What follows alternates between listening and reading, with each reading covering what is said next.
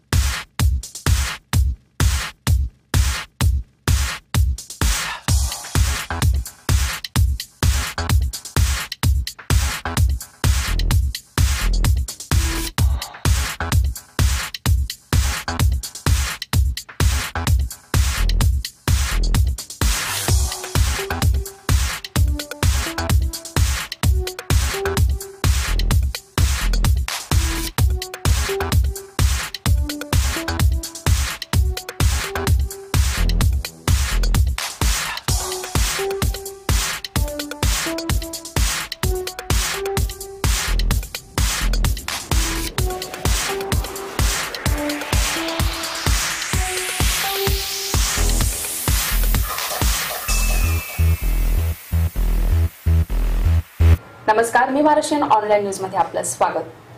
भारतीय कृषी क्रांतीचे अग्रदूत डॉक्टर पंजाबराव देशमुख यांची आज 115वी जयंती. देशाच्या शेती विकासात भाऊसाहेबांचं मोठं योगदान आहे. पंजाबरावांचा जन्म 27 डिसेंबर 1898 रोजी अमरावती जिल्ह्यातील पापळ गावात एका शेतकरी कुटुंबात झाला होता. कृषी मंत्रीपदी असताना त्यांनी शेतीपयोगी अनेक योजना राबवल्या. देशाचे कृषी मंत्री असताना 1959 शेतकऱ्यांसाठी जागतिक कृषी प्रदर्शनाचं आयोजन केलं. तसंच त्यांचा जपानी भात शेतीचा प्रयोग उल्लेखनीय आहे. भारतातील कृषी विद्यापीठाच्या कल्पनेचे ते जनक आहे. भाऊसाहेबांनी 1955 मध्ये भारत कृषक समाजाची स्थापना केली. पंजाबराव देशमुख यांनी जुन्या शेती पद्धतीत सुधारणा करण्यासाठी प्रयत्न केले. देशाच्या स्वातंत्र्यानंतर ते काँग्रेसमध्ये सक्रिय सहभागी झाले. 1952, 1957 आणि 1962 या तिन्ही वर्षाच्या लोकसभेच्या निवडणुकीत ते विजयी झाले होते. 1952 ते 1962 अशी तब्बल 10 वर्ष ते केंद्रीय कृषी मंत्री आणि 1 वर्ष सहकार मंत्री होते. या काळात त्यांनी अनेक समित्या स्थापन केल्या आणि कापूस बाजारामध्ये आमूलाग्र सुधारणा घडवून आणल्या. जपानी भात शेतीचा प्रयोग देशभर व्हावा म्हणून त्यांनी देशव्यापी मोहीम सुरू केली होती. भारताच्या कृषीविषयक प्रगतीचं दर्शन जगाला घडावं म्हणून त्यांनी दिल्लीला जागतिक कृषी प्रदर्शन भरवलं. त्यामुळे भारताच्या शेतीमध्ये बदल घडवण्यासाठी त्यांनी अथक प्रयत्न केले. त्यामुळे सध्या देशाच्या शेती विकासासाठी त्यांच्या दूरदृष्टीची आजही गरज आहे. गुरुवारी राज ठाकरे यांच्या महाराष्ट्र नवनिर्माण सेनेला एक मोठा धक्का बसलाय. मनसे सरचिटणीस अतुल सरपोतदार यांचं सायंकाळी 7 वाजल्याच्या सुमारास निधन झालंय. शिवसेना नेते मधुकर सरपोतदार यांचे अतुल सरपोतदार हे पुत्र. हृदयविकाराच्या तीव्र झटक्यानं अतुल सरपोतदार यांना लीलावती रुग्णालयात दाखल करण्यात आलं होतं. पण उपचार सुरू असतानाच त्यांची प्राणज्योत मालवली. सरपोतदार हे मनसेच्या महत्त्वाच्या शिलेदारापैकी एक होते. त्यांच्या अचानक जाण्यानं मनसे हादरली. मनसेचा एक मावळा हरपल्याची खंत पक्षात व्यक्त होते. राज ठाकरे यांचे अत्यंत निकटचे आणि निष्ठावंत सहकारी अशी अतुल सरपोतदार यांची ओळख आहे. भारतीय विद्यार्थी सेनेपासून ते राज ठाकरे यांच्या सोबत काम करत होते. राज ठाकरे यांनी जेव्हा स्वतःचा महाराष्ट्र नवनिर्माण सेना पक्ष काढला त्यावेळी त्यांच्या सोबत शिवसेनेला जय महाराष्ट्र करत अतुल सरपोतदार यांनी राज ठाकरे यांची साथ दिली. अतुल सरपोतदार यांच्याकडे मनसेतील सर्वात मोठी म्हणजेच सरचिटणीस ही जबाबदारी देण्यात आली होती. राज ठाकरे यांचे अत्यंत विश्वासू सहकारी, पक्षातील तळागाळातील कार्यकर्त्यांना आपलेसे वाटणारे नेते म्हणून अतुल सरपोतदार यांची ओळख होती. पक्षातील शेवटच्या कार्यकर्त्यांशी संपर्क साधणं आणि त्या मुख्य प्रवाहात सामील करून घेणं हे त्यांनी शिवसेनेत असताना केलं आणि तसंच त्यांनी मनसेतही काम केलं. पक्षबांधणी करण्याची जबाबदारी त्यांच्यावर होती, ती त्यांनी चांगल्या पद्धतीनं पार पाडली. अत्यंत कमी वयात त्यांचं निधन झाल्यानं मनसेच्या पदाधिकारी आणि कार्यकर्त्यांकडून हळहळ व्यक्त होत आहे. मुंबईच्या छत्रपती शिवाजी टर्मिनसवर महिला स्वच्छतागृहात एका महिलेनं दुपारी 12:30च्या सुमारास स्वतःला आग लावून जाळून घेतलं. ही महिला 90% भाजल्यामुळे या महिलेचा जागीच मृत्यू झाला. DRM ऑफिस जवळच्या शौचालयात ही घटना घडली असल्याची माहिती पोलीस अधिकाऱ्यांनी दिली आहे. CST स्थानकावरील महिला स्वच्छतागृहात या महिलेनं आग लावून घेतल्यानं रेल्वे स्थानकावरच गोंधळ उडाला. उपस्थितांपैकी काहींनी आग विझवण्याचाही प्रयत्न केला, परंतु महिलेला वाचवण्यात अपयश आलं आणि तिचा मृत्यू झाला. डोंबिवलीत विष्णुनगरमध्ये राहणाऱ्या अनिता पटेलला रेल्वेची जनसाधारण तिकीट रेल्वेची एजंटशिप पाहिजे होती. या वर्षाच्या सप्टेंबरमध्ये अनिताला रेल्वेकडून ती देण्यात आली.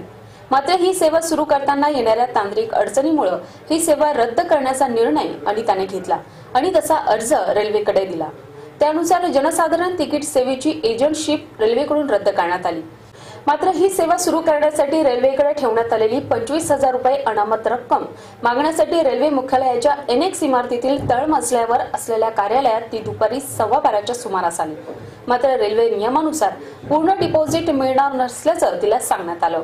त्यानंतर या कार्यालयाला लागूनच असलेल्या रेल्वे पोलिसांच्या कार्यालयातील प्रसाधनगृहात अनिता गेली आणि आतून बाथरूमची कडी लावली. या प्रसाधनगृहातून ओरडण्याचा आवाज आणि आगीच्या ज्वाळा बाहेर येऊ लागल्यानं रेल्वे पोलिसांनी घटनास्थळी धाव घेतली. दरवाजा तोडला तोपर्यंत अनिता यात पूर्णपणे भाजल्यानं तिचा जागीच मृत्यू झाला होता. या प्रकरणी माता रमाबाई आंबेडकर पोलीस स्टेशनमध्ये गुन्हा दाखल करण्यात आला असून पोलीस अधिक चौकशी करीत आहेत. या इतर घडामोडींचा आढावा आपण अल्पशा विश्रांतीनंतर.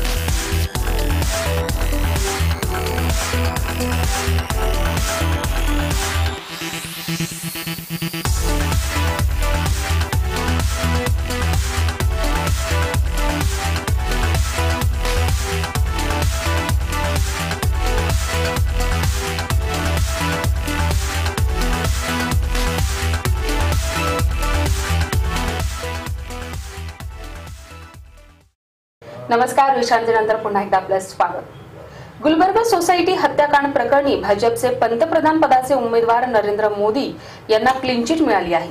हा मोदींसाठी मोठा दिलासा मानला जातोय. अहमदाबादच्या कोर्टानं जाकिया जाफरी यांची याचिका फेटाळून लावली. त्यामुळे एसआयटीच्या क्लोजर रिपोर्टला हिरवा कंदील मिळालाय.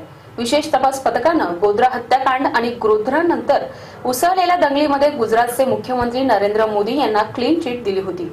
या विरोधात जाकिया जाफरी यांनी कोर्टात याचिका दाखल केली होती. त्यावर निर्णय देताना एसआयटीचा हा निर्णय योग्यच होता असं अहमदाबादमधील न्यायालयानं म्हटलंय. न्यायमूर्ती बीजी गणात्रा यांनी गुरुवारी दुपारी 4:15 वाजता निर्णय दिला.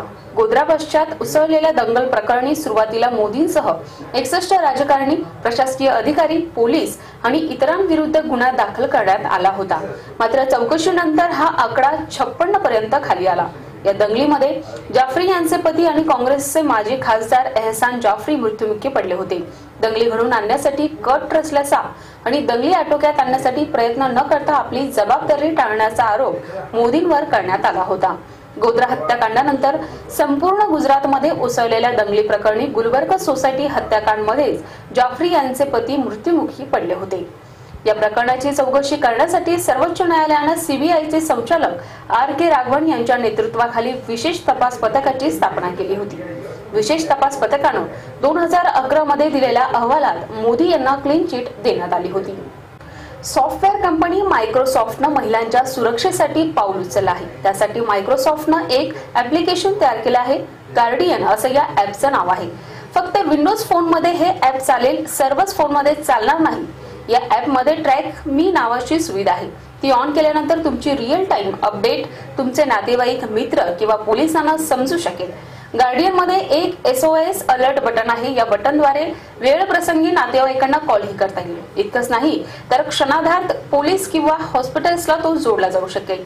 महत्त्वाचं म्हणजे हे ऍप्स मेसेज शिवाय त्या सर्वांना मेल आणि फेसबुकवर मेसेजही करू शकेल. मोबाईल तोडला तरीही या ऍपमुळे सहज ट्रॅक करता येणार आहे.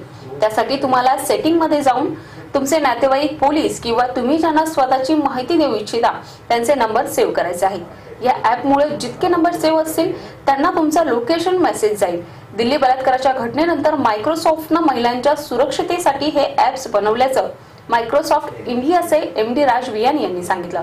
गेल्या 6 महिन्यापासून हे ॲप बनवण्याचं काम सुरू होतं. बिग बॉसचा सर्वात तरुणीचा चाहता सलमान खान याचा वाढदिवस आज मोठ्या उत्साहात साजरा होत आहे. सलमान खान यानं 48व्या वर्षात पदार्पण केलं असून त्याच्या फार्म हाऊसवर आज पार्टीचं आयोजन करण्यात आलं आहे. यात हिंदी चित्रपट सृष्टीतले नामवंत कलाकार हजेरी लावणार आहेत. हिंदी सिनेमातला दबंग सलमान खानला हिंदी चित्रपट सृष्टीत येऊन 25 वर्ष पूर्ण झाले आहेत. चित्रपट सृष्टीत शिखर चढत गेला, पण कौटुंबिक आयुष्यात त्याला अजूनही त्याच्या स्वप्नांची परी भेटलेली नाही. 48 वर्ष पूर्ण झालेल्या सलमाननं अद्यापही लग्नाची वेळी बांधलेली नाही. बिग बॉस सारख्या चर्चेत असलेल्या टीव्ही शोचा सलमान सर्वेसर्वा ठरला आहे. सध्या त्याचा जय हो हा चित्रपट लवकरच प्रदर्शित होणार आहे. आजच्या ठळक घडामोडी शेवटी पुन्हा एकदा. डॉक्टर पंजाबराव देशमुख यांची आज जयंती. गोध्रा हत्याकांड, मोदींना क्लीन चिट आणि मनसेचा मावळा हरपला, अतुल सरपोतदार यांचं निधन. आपल्या काही सूचना अथवा समस्या असल्यास आम्हाला या पत्त्यावर संपर्क साधावा. आमचा पत्ता B24 Mahavir market, sector 18, Vashi, Navi Mumbai. उद्या पुन्हा भेटू विशेष घडामोडीसह. तोपर्यंत धन्यवाद.